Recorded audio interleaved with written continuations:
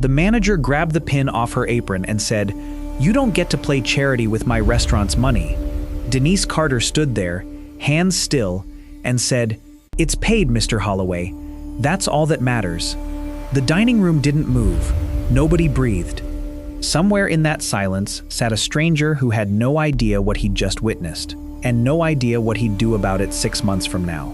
Because that torn pin wasn't just metal. It was about to become the reason a company lost everything it had built on the backs of people like Denise. And before this story ends, you're going to ask yourself the same question I did. How much do we owe the people who stay kind when nobody's watching?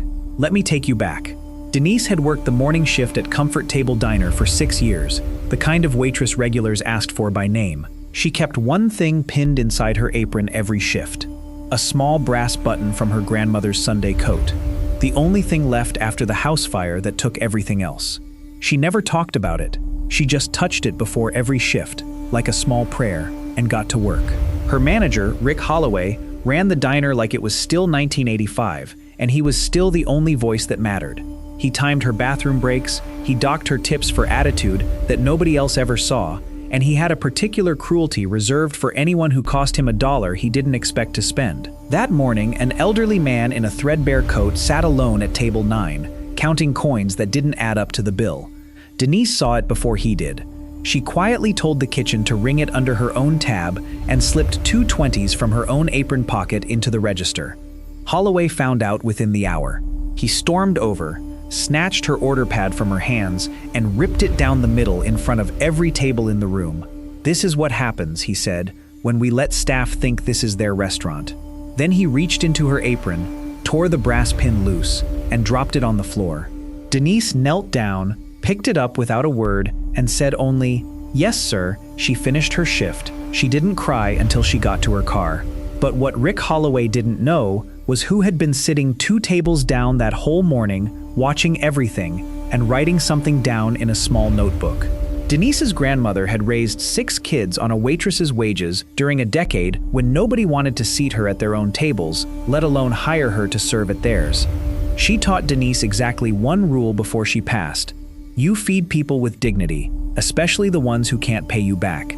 Denise had heard that rule 1,000 times over a stove, never once printed anywhere, never needing to be.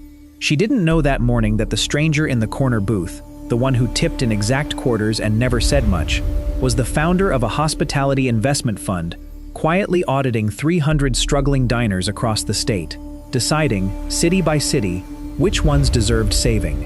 6 months later, Rick Holloway stood in the same dining room, except now it belonged to someone else.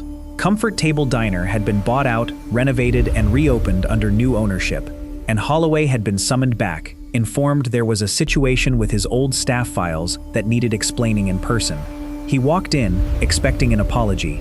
Instead, he saw Denise behind the counter, wearing a manager's badge of her own, and beside her, framed on the wall in plain sight, the torn order pad from that morning, restored with careful tape, and beside it, a single brass button under glass. Holloway's face went the color of the coffee going cold in front of him.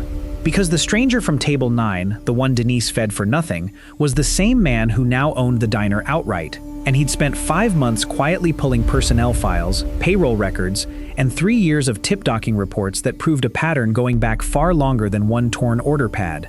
Here's what he never bothered to learn. Denise wasn't the only one he'd humiliated for pocket change. 4 former employees came forward within a week of the story going public, each with the same story of docked pay and public shaming over pennies. The corporate parent settled 2 wage theft lawsuits totaling $110,000. Holloway was terminated the same day, his name quietly stripped from 2 hospitality associations.